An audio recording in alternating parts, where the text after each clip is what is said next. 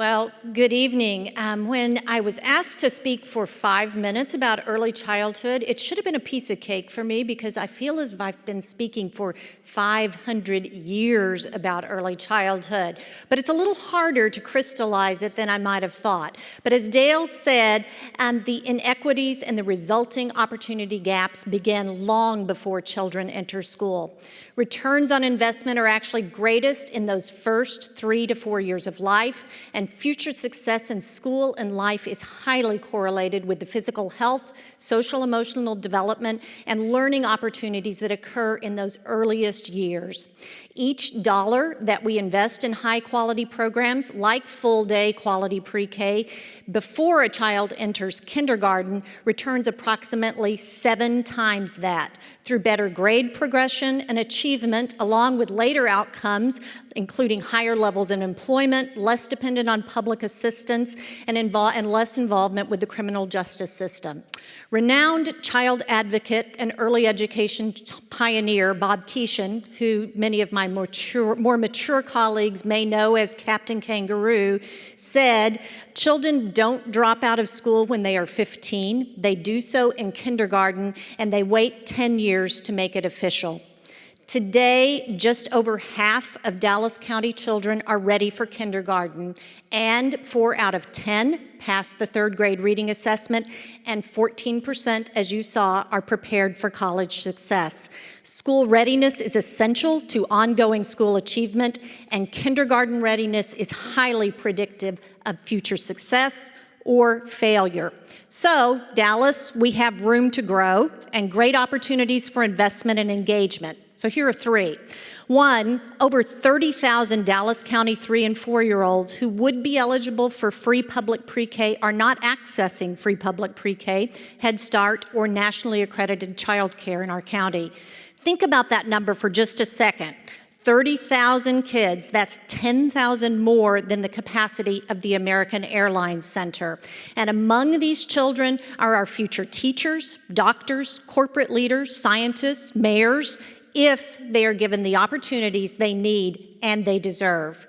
And parents and caregivers want to help young children be ready for school and life, but none of us really raise our children all by ourselves. We all need resources and support to do so.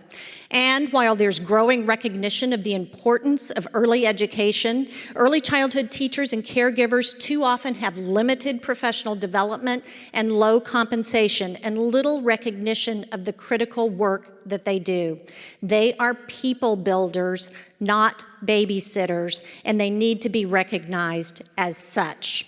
So, despite our challenges, we have some real bright spots in our community as well. And the positive momentum that we've seen is amazing. To have watched this over the 20 years of my career in Dallas is so heartening. And I want to give us just a few examples. Public-private partnerships like the 0 to 5 Funders Collaborative, where over 30 foundations have pooled resources together to provide a holistic approach toward expanding educational opportunities for families in the Bachman Lake community. We've doubled the number of early registrants for pre-K last spring through collaborative awareness efforts led by more than 75 community partners. And concentrated efforts in districts across the county have increased access and quality. To mention a few, the Bonham Early Childhood Center in Grand Prairie, the significant growth in pre-K access in DeSoto ISD, and the work in our own Dallas ISD by where the end of this year, every pre-K classroom will have a dedicated specialist to increase quality. This is such a significant growth. This time last year, only 9 classrooms had a specialist.